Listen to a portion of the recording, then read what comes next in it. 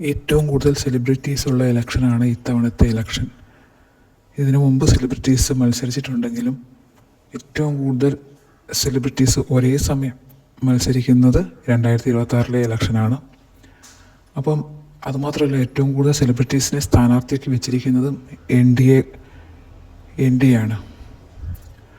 അപ്പം എന്താ പറയുക, കേരളം പിടിക്കാൻ സെലിബ്രിറ്റീസിനെ ഇറക്കിയാൽ നടക്കുമോ? നിങ്ങൾക്ക് എന്താ തോന്നുന്നത്?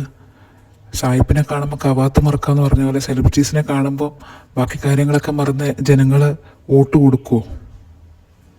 ഇതിനു മുമ്പ് മുകേഷും ജഗദീഷും ഒക്കെ മത്സരിച്ച കാര്യം അറിയാലോ. അതിൽ മുകേഷ് വിൻ ചെയ്തിട്ടുണ്ട്. അത് സെലിബ്രിറ്റി ആയതുകൊണ്ടൊന്നും തോന്നുന്നില്ല, അത് പാർട്ടി ബേസ് തന്നെയാണ് വിൻ ചെയ്തത്. വെറും ഒരു സെലിബ്രിറ്റി മാത്രമായതുകൊണ്ട് ജയിക്കില്ല എന്നുള്ളത് ഉറപ്പുള്ള കാര്യമാണ് അല്ലേ? പിന്നെ അതുപോലെ തന്നെ അഖിൽമാരാർ പറഞ്ഞത്, പിന്നെ ബിഗ് ബോസിൽ 100 ദിവസം മാരാരുടെ ഗെയിം കണ്ട ആരും അഖിൽമാരാറിന് വോട്ട് ചെയ്യുന്നതാണ്. അപ്പോൾ അത് കണ്ടിട്ടാണോ ജനങ്ങൾ വോട്ട് ചെയ്യേണ്ടത്? ഗെയിം കണ്ടിട്ടല്ലോ ജനങ്ങൾ വോട്ട് ചെയ്യേണ്ടത്. ജനങ്ങൾക്കിടയിൽ പ്രവർത്തിക്കുന്ന തോന്നുന്ന ഒരാളെയല്ലേ ജനങ്ങൾ വോട്ട് ചെയ്ത് വിജയിപ്പിക്കേണ്ടത്.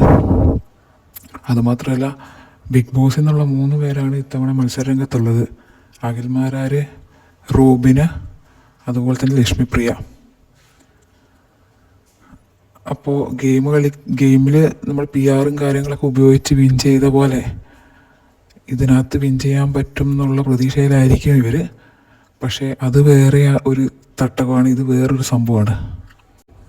പിന്നെ പിഷാരടി കോൺഗ്രസിന് വേണ്ടി പാലക്കാട് മത്സരിക്കുന്നത്. അപ്പം പിഷാരടി കൊടുത്തിരിക്കുന്ന ഒരു വാഗ്ദാനം എന്ന് വെച്ചാൽ, വാഗ്ദാനമല്ല, പിഷാരടി പറഞ്ഞിരിക്കുന്നത് എന്താ വെച്ചാൽ, പിഷാരടി ജയിച്ചു കഴിഞ്ഞാൽ പാലക്കാട് മമ്മൂട്ടി വരുമെന്നാണ്.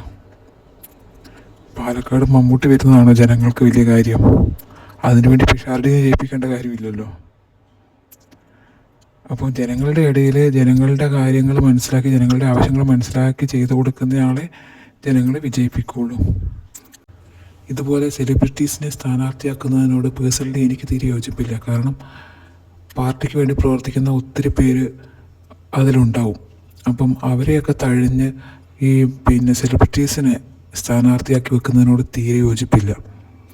അവരുടെ തട്ടകം എന്ന് വെച്ചാൽ സിനിമയാണ്.